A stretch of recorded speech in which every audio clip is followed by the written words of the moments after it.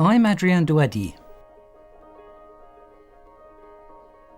My entire life's work in mathematics was centred on the complex numbers. My contributions helped to advance both algebraic geometry and the theory of dynamical systems. Complex numbers have a long history.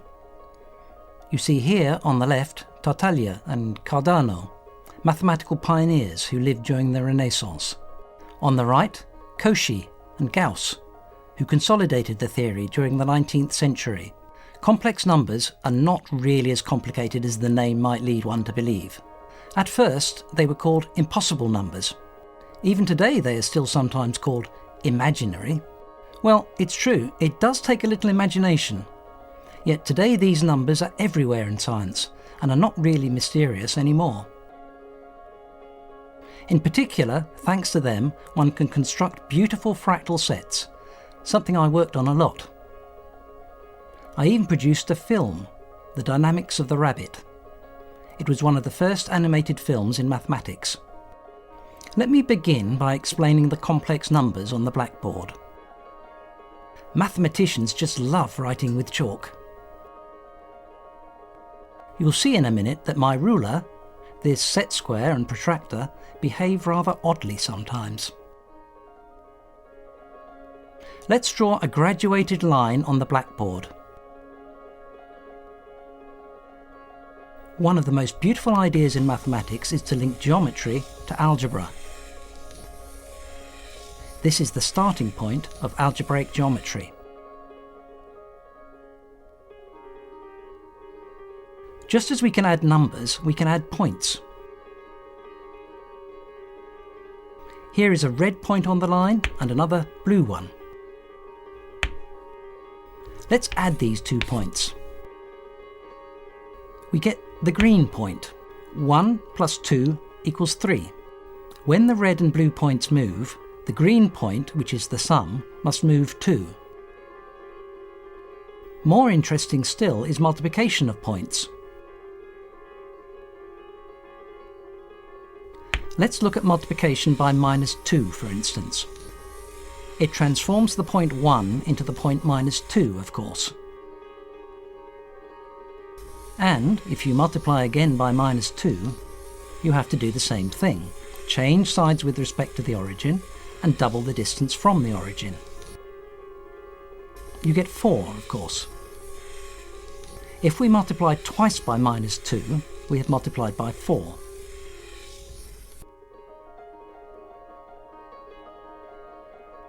Multiplying by -1 is very easy. Each point is sent to the symmetrical point with respect to the origin. In other words, we do a half turn, a rotation by 180 degrees if you like. When we multiply a number by itself, the result is always positive. For instance, if we multiply by -1, we make half a turn, so that if we do it one more time, well, we come back to the initial point. This is why -1 times -1 is equal to +1. Simple enough. You see, for instance, that multiplication by -1 sends 2 to -2, and that if you multiply one more time by -1, you come back to 2. Obvious, isn't it? Therefore, there is no number which, multiplied by itself, yields -1. Another way of saying this is that -1 has no square root.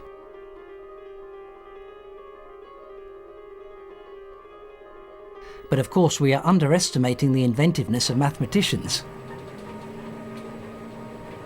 At the beginning of the 19th century, Robert Argand had a really great idea. He said to himself, since multiplying by -1 is a 180-degree rotation, its square root is a rotation by 1/2 of 180 degrees, 90 degrees. If I do 2 quarter turns one after another, I end up doing a half turn. The square of a quarter turn is a half turn, hence -1. It's easy when you know how. Argand decided, therefore, that the square root of -1 is represented by the point which is the image of 1 by a 90-degree rotation.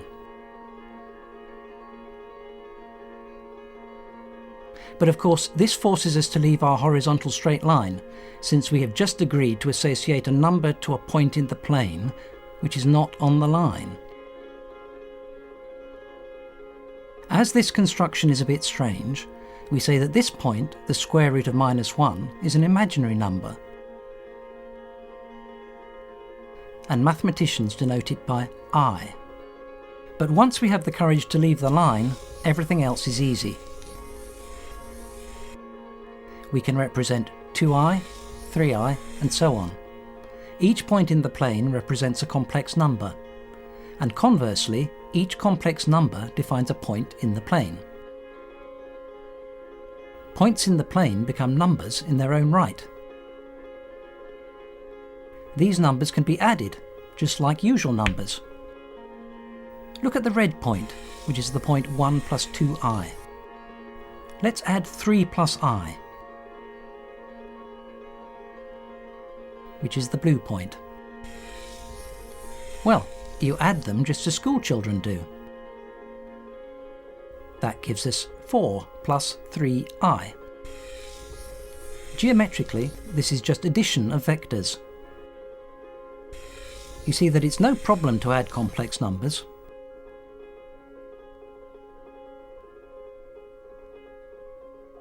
Much more interestingly, these complex numbers can also be multiplied, just like real numbers.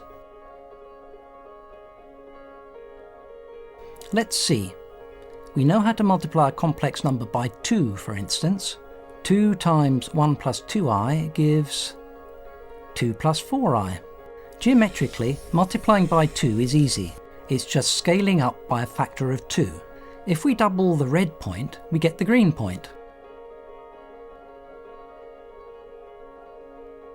Multiplying by I is not difficult either, since we know that I corresponds to a quarter turn. In order to multiply 3 plus I by I, we just have to rotate by a quarter turn. We get -1 plus 3i. Not so complicated, these complex numbers.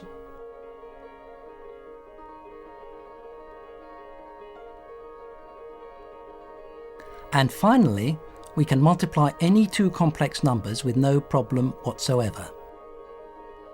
For instance, let's try to multiply 2 plus 1.5i and 1 plus 2.4i. We proceed as usual. We first multiply by 2 and then by 1.5i, and we add the results. Therefore, we get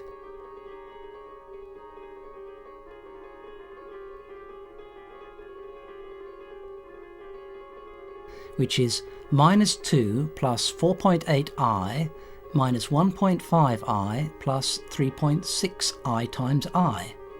But I squared is -1, since we invented I for this purpose. So we get -2 plus 4.8i minus 1.5i minus 3.6. And tidying up, that gives us -2 minus 3.6 plus 4.8i minus 2.5i, giving us in all minus 5.6 plus 3.3i. There you are. We know how to multiply complex numbers. In other words, we can multiply points in a plane. That's amazing. We thought that the plane was dimension 2, since 2 numbers are necessary to locate a point. And now I'm telling you that 1 number is enough. Of course, we changed our numbers, and now we are dealing with complex numbers. It seems the right time to define 2 notions, the modulus and the argument of a complex number.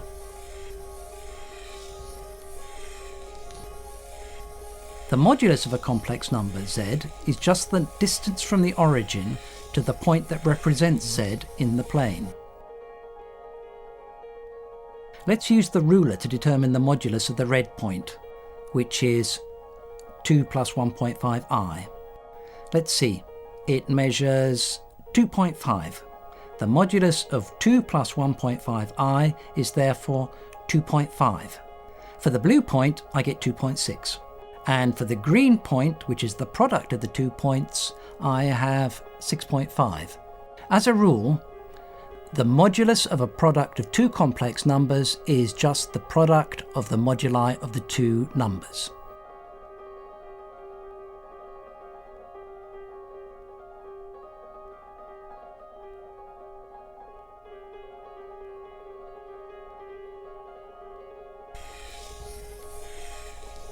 The argument of a complex number is measured by the angle between the abscissa axis and the straight line joining the origin to the point. Here, for instance, the argument of the red complex number is 36.8 degrees. The argument of the blue point is 112.6 degrees. And for the product, the green point, we get 149.4 degrees. That is the sum of the arguments of the two numbers.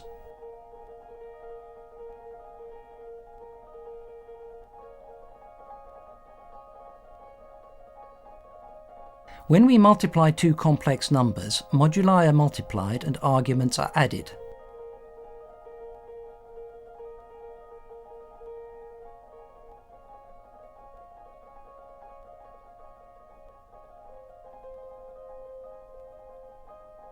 Let's finish up our first encounter with complex numbers with the stereographic projection. Consider a sphere tangent to the board at the origin. Using stereographic projection, to each point on the board, that is, to each complex number, corresponds a point on the sphere. Only the north pole of the sphere, I mean the pole from which I'm projecting, has no complex number associated to it. We say that it corresponds to infinity.